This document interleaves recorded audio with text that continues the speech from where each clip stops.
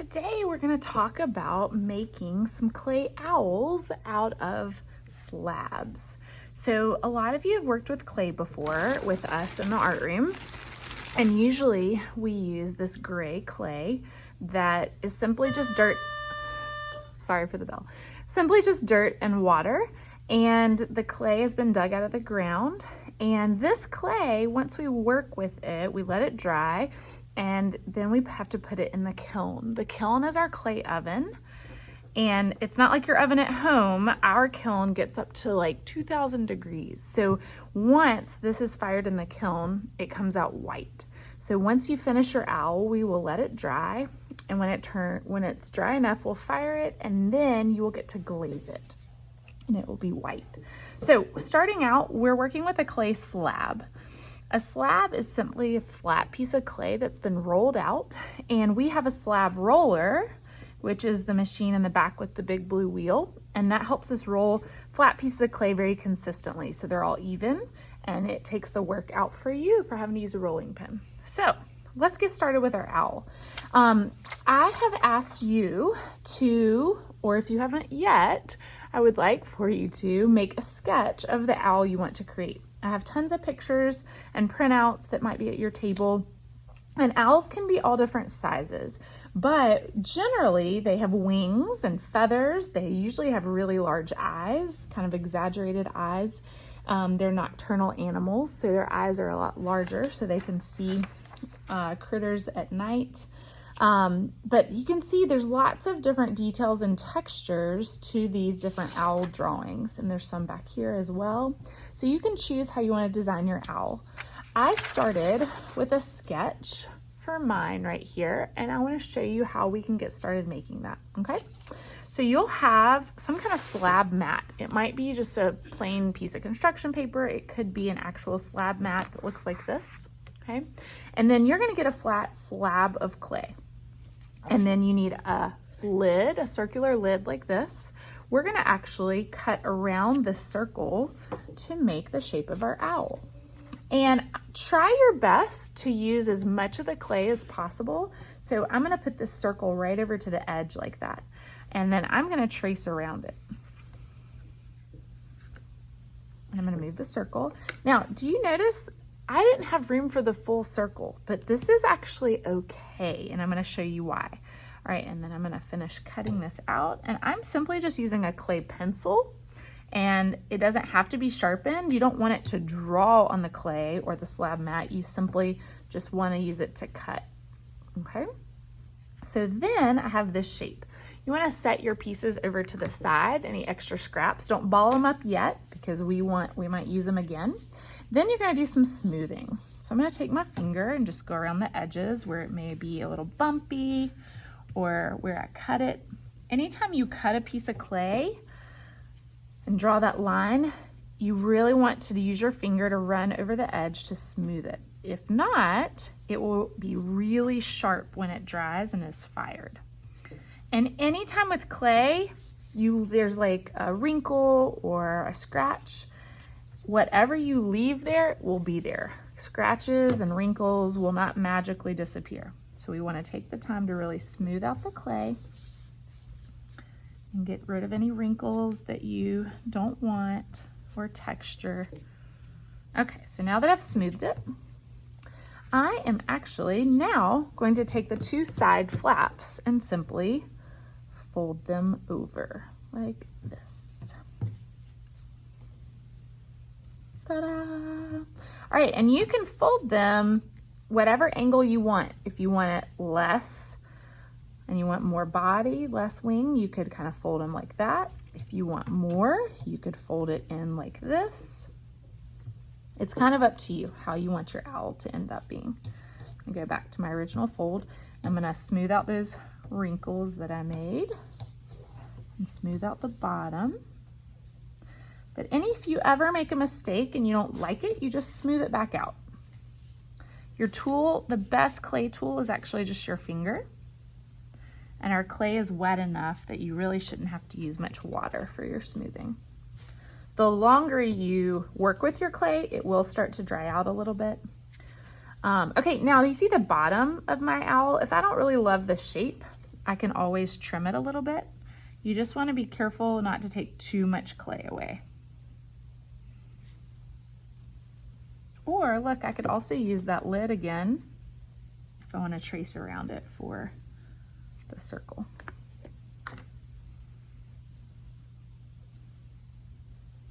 And you don't have to push all the way through the clay the first time you trace.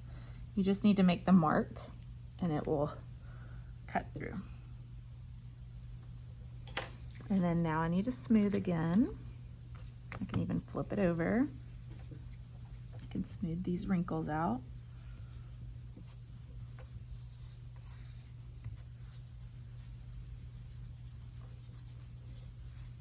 Like this.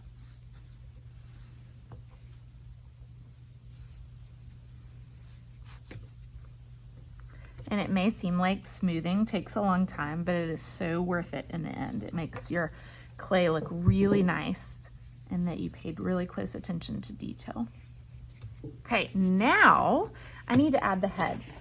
So I kind of look at my owl, and if I don't like the way it's flaring out, I could always cut this to round it out like my sketch, but I don't really mind it like this. All right, so now I'm gonna make the head part.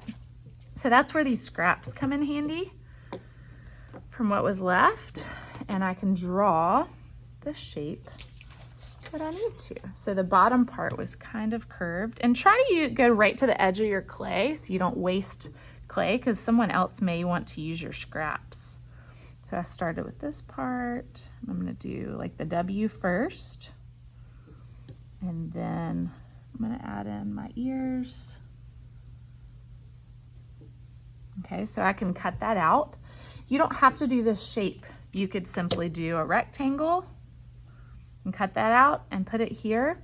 Or if you don't want, you could do another circle. You could do whatever shape you want, or you could do this, the head right here on top of what you already have on your clay. Let me go ahead and cut this out. So again, reminding you, yours does not have to look just like mine. All the owls, I would love to be different because there's lots of different kinds of owls. Everybody's art is unique. It should be a little bit different. Okay. Now I'm gonna go smooth again.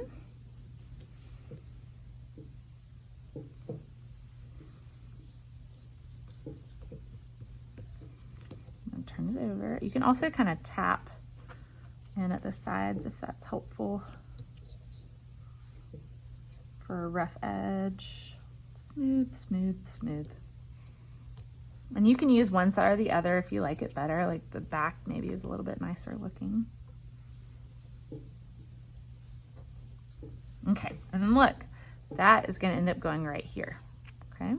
So what I want you to do and pay attention to, anytime you attach two pieces of clay together, you have to do what we call score and slip. That is like attaching and gluing two pieces of clay together. So scoring is simply scratch marks like this, kind of like tic-tac-toe, lots of scratches. Slip is basically our glue. So we are actually just gonna use little drops of water, and then we're gonna use our finger to smooth it all together, which is the last step, okay? So with my owl right here, I know this is where I wanna attach it. So I'm gonna actually do a couple little dots below so I know where that's gonna sit on my clay. I'm gonna flip it and do the same thing to kind of show the outline of where those connect. So it's almost like a puzzle piece. So now I know it's gonna go here and here. And then I'm gonna score.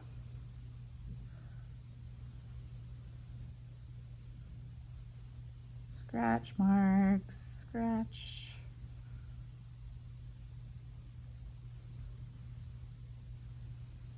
Okay. All right, and then I would simply take my water cup, get a little bit of water on my fingers, and then paint it on with my fingers. And then I'm gonna connect it. So I look for those dots and where it connects. And then I'm gonna gently, I'm not pushing too hard, but I'm gonna gently push down. So what's happening, all those scratch marks you just made, kind of like our fingers, that's helping the clay lock together. And so when the clay dries, normally the water evaporates and the two pieces of clay would just pop apart if you haven't given it fingers. But all the scratch marks give it fingers and it locks. And then when it dries, it will not pop apart. So that's why scoring and slipping is so important. And I promise you, if you do not score and slip and a piece falls off, I will know that you did not score and slip. I can see the scratch marks in between the pieces, but also that's usually the only time pieces fall off. Okay, one other thing I was going to show you, you can also pinch your clay if you want to shape it a little bit differently, like maybe my ears, I want that little bit of a curl. Okay. Now comes the fun part, the decorating and the adding of texture. Okay, ooh, and I need a beak. Let me do that real fast. I just found this little scrap. I'm gonna just pinch this. And then I'm gonna use this. And just make a little beak out of this triangle of clay. Maybe I'll put that here.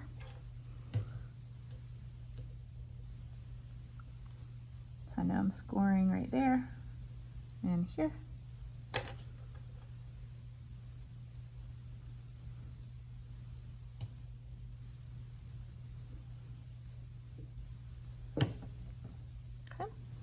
All right, now for the fun stuff. Let me grab a couple of tools and then we'll get making our texture.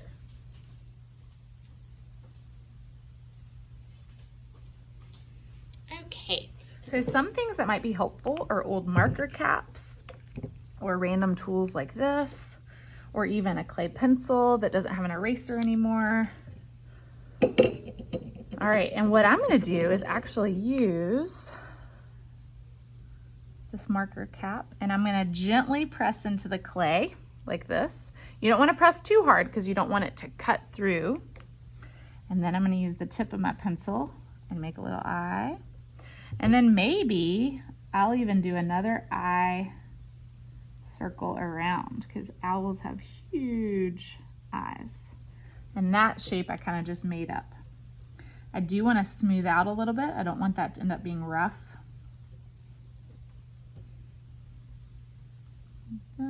Okay, now I can start doing texture for my wings. I'm gonna actually use these circles from the marker cap and kind of overlap them for texture.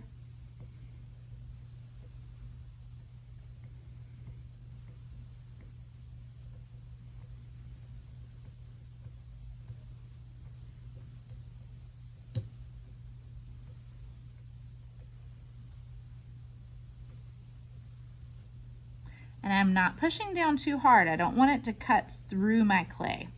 I just want it to leave a mark for texture. So be gentle as you push into your clay. And I'm gonna actually take off my nose so I can get a few texture marks up here.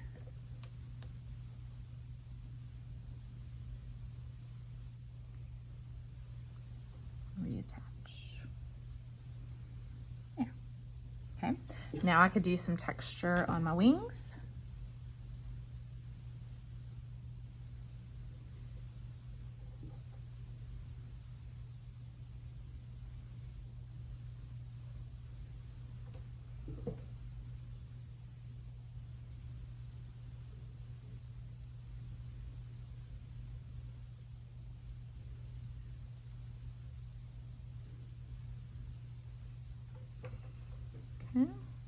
And then I'm going to kind of gently press just so those little clay crumbs from the scratch marks aren't sharp when I'm done.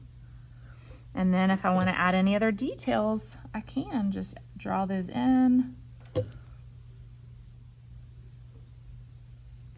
But it is totally up to you how you design your owl. And remember, I have lots of ideas to help you, lots of things there for you. I think that's good. I don't want to overdo it. Okay, the last thing, when you're all finished, you will bring your owl to me. I will flip it over. I will write your name and the date on the back. And then the last thing I will do is I'm going to poke a hole through the top of your owl so that we can end up hanging them like that. Okay, so ta-da, there's your clay owl. I hope you have fun making.